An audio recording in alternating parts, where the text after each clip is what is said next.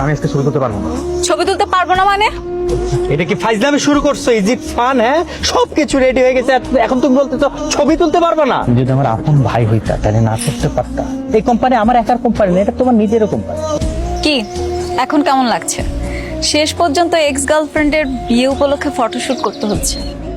By the way, বিয়েটা কিন্তু আজকে না, কালকে হচ্ছে। তো এইসব কথা আমাকে বলছো কেন? তোমাকে বলবো না তাহলে কাকে বলবো? আমার এক্স বয়ফ্রেন্ড বলে কথা। কিভাবে পোজ দিয়ে ছবি তুলবো সেটা বলবেন না? কেমন ফটোগ্রাফার আপনি? তুমি একটা কাজ করো, আমার কোমরে হাত দিয়ে ছবি তুলো। এইভাবে ছবি ভালো উঠবে না, আপনারা পোস্ট চেঞ্জ করে আমি এই পোজে ছবি তুলতে পারবো না। আমাদের ইচ্ছে আমরা এভাবে ছবি তুলছি, আপনি কিছু ছবি তুলুন। আচ্ছা আমরা কি হাসবো নাকি এভাবেই ঠিক আছে? আপনাদের যা ইচ্ছা আপনারা তাই। আমার দিকে তাকিয়ে হাসো, চোখে চোখ রেখে। কি ছবি তুলেছেন এগুলো? একটা ছবিও ভালো হয়নি। ছবি তোলার সময় মনোযোগ কই থাকে? মনোযোগ দিয়ে ছবি তুলতে পারেন না? দেখি দেখি হাসো। বাবা কি এই মেয়েটার ছবি তো ভালো ওঠে কিভাবে? এই মেয়েটা সুন্দর না ক্যামেরাটা সুন্দর, কোনটা? তুলো তো। মানে তুমি দেখো একটা ছবিও সুন্দর হয়নি, তুমি তুলেছো তাই তোমার কাছে সুন্দর লাগছে। কি ব্যাপার? কি সমস্যা তোমার? তুমি এরকম করতেছো কেন? সমস্যা মানে কি এমন করছি আমি? এরকম মুড অফ করে আছো কেন? আমরা এখানে কাপল ফটোশুট করতে আসছি, এমন ভাবে ছবি তুলতেছো যেন মরা বাড়ির ছবি তুলতে আসছো। হাসতে পারো না তুমি? না আমি হাসতে পারি না, এখানে আমার ছবি তোলা হচ্ছে না যে আমাকে হাসতেই হবে। ও হ্যাঁ, হাসবে কি করে? তোমার তো কষ্ট লাগতেছে তাই না? আমার কষ্ট লাগবে কেন?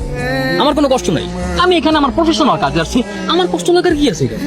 এক্স গার্লফ্রেন্ডের বিয়ে ঠিক হয়ে গেছে, সে আরেকজনের সাথে ছবি তুলতেছে, তোমার তো কষ্ট লাগবে। এতই যখন কষ্ট লাগতেছে তাহলে ব্রেকআপ কেন করছি? মাইমা প্লিজ এখান থেকে যাও, শান্তি মতো নাস্তাটা করতে দাও। এই এই কি হচ্ছে সব? আপনারা পোস্ট চেঞ্জ করেন, আমি এই ধরনের অশ্লীল ছবি তুলতে পারবো না। আশ্চর্য, আমার বউয়ের সাথে আমি কিভাবে ছবি তুলবো সেটা কি আমি তোমাকে জিজ্ঞেস করবো? তুমি আমাকে এই কথা বলার কে? বউ মানে? আপনাদের কি এখনো বিয়ে হয়েছে যে এইভাবে ছবি তুলবেন? বিয়ের আগে এইভাবে ছবি তোলা যাবে না। আমাদের ইচ্ছে আমরা ছবি তুলবো, আপনার ছবি তোলার দায়িত্ব, আপনি ছবি তুলুন। আপনাদের তো এখনো বিয়ে হয়নি, এমনও তো হতে পারে যে বিয়েটা হচ্ছে না, তখন এই ধরনের ছবি তোলা দায়ভার নেবে কে? কি অলক্ষণে কথা বলে?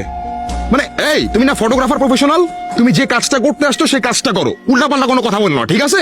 ভাই আমি বললাম তো আমি এই ধরনের ছবি তুলতে পারবো না, প্লিজ। আপনাকেই ছবি তুলতে হবে, তাড়াতাড়ি আমাদের ছবি তুলুন। দরকার পড়লে আমাদের বাসর ঘরের ছবি আপনাকে দিয়ে তুলাম। আমি কাজ করি ঠিক আছে, তার মানে এই না আমাকে যা বলা হবে আমি তাই শুনবো, তাই করো। আমি এই ধরনের ছবি তুলতে পারবো না, এই ধরনের ছবি তোলা আমার রুলস আর ইথিক্সের বাইরে। আচ্ছা বুঝলাম রুলস এন্ড এথিক্স এর বাইরে, কিন্তু তোমাকে এখন আমি যেটা বলতেছি তুমি সেটাই করবা, কারণ তুমি প্রফেশনে আসছো, ঠিক আছে? করো। ভাই আপনি যতই যাই বলেন না কেন, যতই ধমক দেন না কেন, আমি পারবো না, আমি বলছি না। আমরা তুলতে চাই, এগুলো আমরা স্মৃতি হিসেবে ধরে রাখবো। কি হয়েছে স্যার? ম্যাডাম মেহেদি, তুমি তর্ক করছো কেন? তর্ক মানে?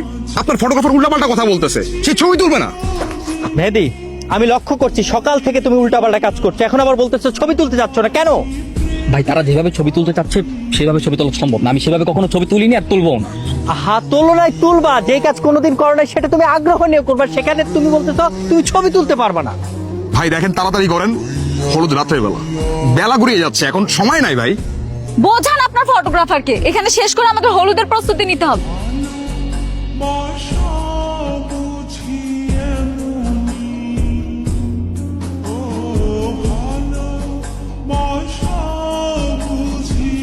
আমাদের বিয়ের সময় যখন গায়ে হলুদ হবে তখন কিন্তু আমরা অনেক মজা করবো। আমি হলুদ রঙের শাড়ি পরবো, সবাই আমাকে হলুদ মেখে দিবে, কত মজা হবে। ভাবতেই কেমন শান্তি লাগে। কিন্তু তুমি তো আমাকে দেখতে পারবে না। কেন কেন দেখতে পারবো না কেন?